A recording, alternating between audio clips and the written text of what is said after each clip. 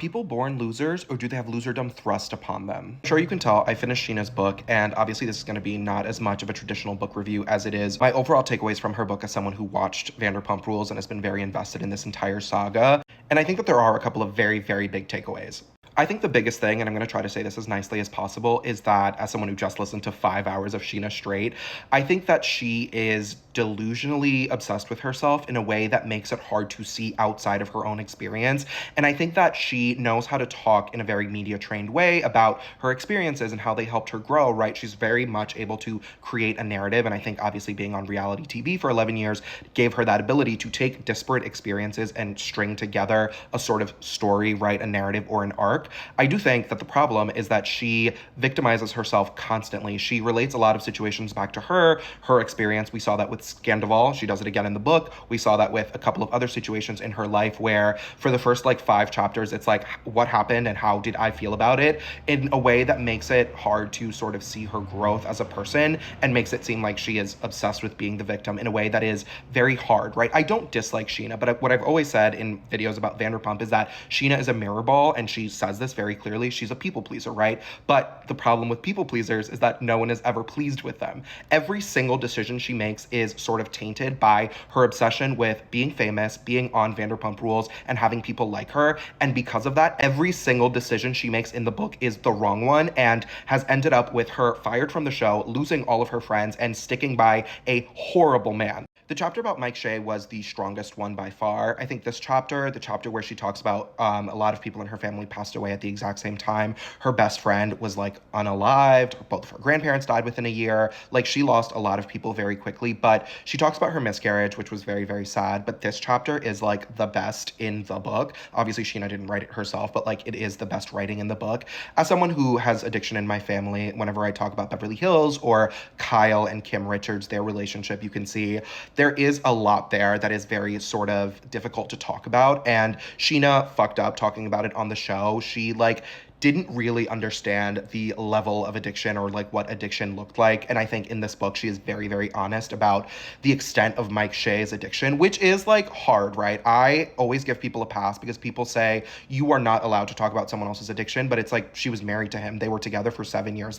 She was very much, it happened to her, right? We watched it for 5 years on the show. I think if you are looking for tea, the craziest thing to me was that he disappeared for a week and TMZ found out. And so that's how everyone sort of found out that they were getting divorced. She came forward with the fact that he was had substance abuse disorder on the show to cover up for the fact that he was messaging girls on Twitter. He was cheating on her. He was stealing money from her. So it didn't seem as much of a throw Mike under the bus as much as it seemed like he was way, way, way, way, way sicker than anyone realized, and she sort of protected him, right?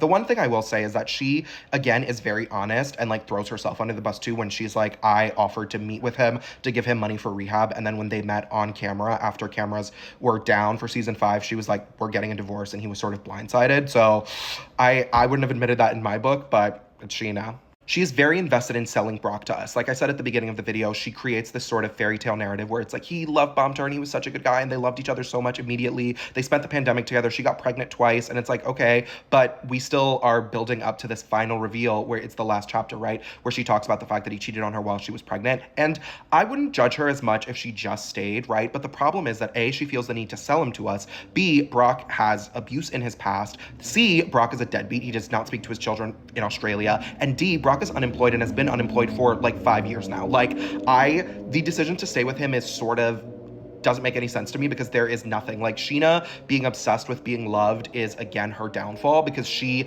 stays with this guy who fucking sucks because she doesn't love herself enough to, walk away. And she frames it as, empowering, and she's I wanted to rewrite our story. And it's okay, fine, you can tell yourself whatever story you need, but at the end of the day, I just named 5 reasons to not stay with this guy, and she stayed with him anyway. A lot of the Vanderpump tea is coming out as these crazy bombshells, but I don't think that they're that crazy if you watched the show. A lot of people are starting to gear up in this, takedown account of Lisa Vanderpump, but I will say I was a little bit surprised that Lisa called her every single morning to like tell her what to do. She was producing her every single day. Scheana was also kept in like some weird arrangement where she was not allowed to like do anything outside of SUR. Katie quit, Tom quit, Stassi obviously quit in like season 3. She was not pretending to work at SUR, but Scheana did until season 8, which is crazy, right? She was not getting tips. She was getting paid from the show, but she was chained to the actual restaurant of SUR. She had to like pretend to be a waitress one day a week because Lisa was terrorizing her.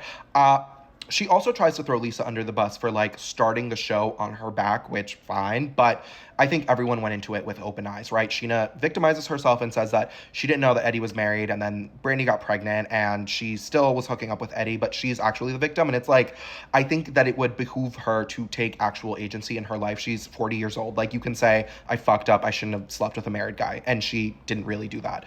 Her relationships with the women, I don't really have anything to say. Obviously, they hated her. They never wanted her on the show. The best part of the book for me as a Dodie head was she said Dodie used to go to Villa Blanca like years before the show started to watch Tom and Ariana work together as bartenders and would just like get wasted on white wine, which queen, like that is the Dodie that I know. And the last thing that I'll say is that, again, she ruined her relationship with Ariana because she decided to forgive Tom, and sort of because she was struggling with her stuff with Brock, she was like, I can't forgive my husband for cheating on me and not forgive my friend. She also, like I said, unemployed. When the show was on pause between seasons 9 and 10, Tom Sandoval gave her money during the pandemic because they had no money coming in. And people bullied me. They were like, Scheana's podcast is very successful. I'm like, no, she has said multiple times that they had no money. She needed Tom Sandoval. And so they have this like very intense bond. They've been friends for 15 years, fine. But she ruined her relationship with Ariana. She wanted to be beloved by the fandom and fuck that up. She wanted to be beloved on the show and fuck that up. She wanted to be beloved by Ariana and fuck that up. Like, again, every single choice she made regarding Scandival and how she played it on the show, I made another video about this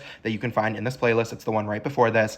She did wrong. Like, it was not the right decision. She wanted to be like a producer behind the scenes and sort of protect her husband and like keep the show going, and flopped at that. And now Ariana does not speak to her, which I totally understand, right? Like, she chose the show, she chose money, she chose fame over her very real relationship and her very real friendship of 10 years with this girl. The book was fine. I think that it just made me more irritated with Scheana because all of the stuff that I knew about her as a mirror ball and being obsessed with other people is ultimately not good for you.